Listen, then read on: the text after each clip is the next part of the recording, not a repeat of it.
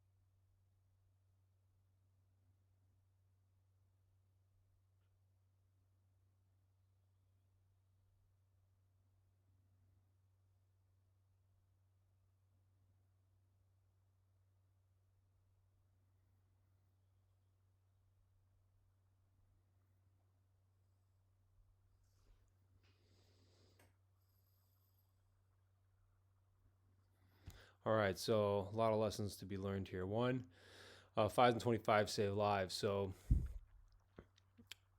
group of friends coming up, they're coming home, and then we're gonna actually see this dude coming in out the driveway here.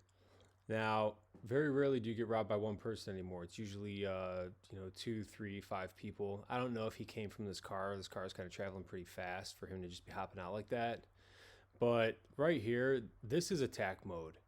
This is 100% attack mode. That if you have somebody coming in your driveway at 10 o'clock at night, you'll notice they're wearing police shirts, but this is not a cop. And if it is an undercover cop and you shoot this person, that's their freaking fault. So this right here, this is like no questions even asked. Like this is 100%, to be clear, this is self-defense right now, right here. And then especially when you see he has a rock in his hand, this is the importance of carrying a firearm with you. Like even when you're home, you're not in the clear. So he comes up with a rock in his hand. I'm surprised they just didn't beat his ass right there.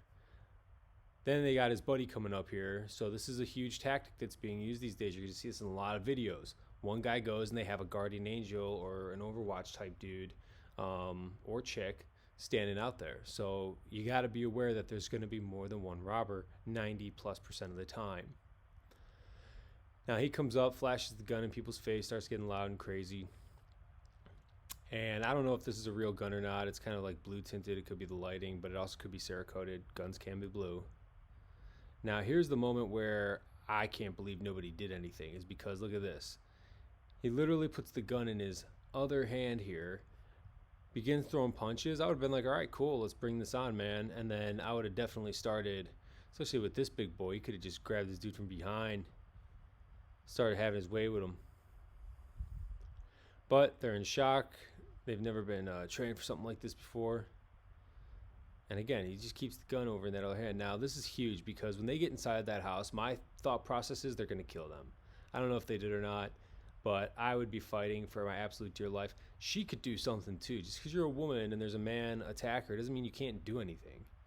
That's 3 against 2 right there. And his gun is not in his shooting hand. So remember, 5s and 25s, anytime you're going through those gateways, could be the difference between a normal good evening and then a really, really bad one. If something seems anomalous, then it probably is. So remember that within your property, within your personal space, you always have the right to defend yourself. Look for that opportunity. If they've closed in that distance on you and you can get to that firearm pretty easily and the opportunity presents itself either through distraction or some other means, take care. stay safe, and always be kind.